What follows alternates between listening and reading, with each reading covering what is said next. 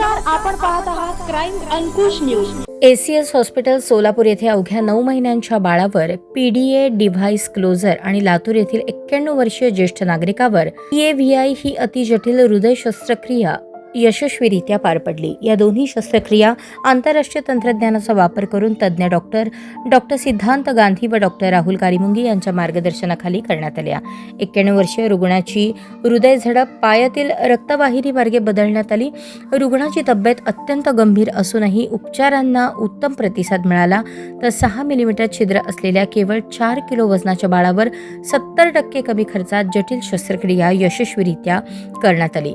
दरम्यान future of cardiac intervention हे प्रगत हृदय उपचार तंत्रज्ञानाचे प्रदर्शन एसीएस हॉस्पिटलतर्फे भैया चौकात सुरू असून सोलापूरकरांनी भेट द्यावी असे आवाहन करण्यात आले आहे।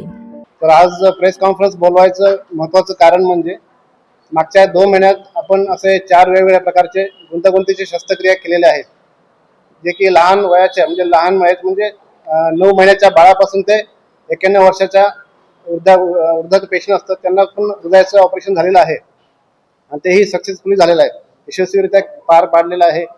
आणि त्या केसेसबद्दल तुम्हाला सांगण्यासाठी आज हे प्रेस कॉन्फरन्स बोलवलं गेलं आहे। तर आपण पहिला केस म्हणजे टावी, हे गायकवाड गांधी सर बोलतील आता, त्याच्याबद्दल थोडंसं माहिती द्या। या न्यूज चॅनलला लाईक करा, शेअर करा आणि सबस्क्राइब करा।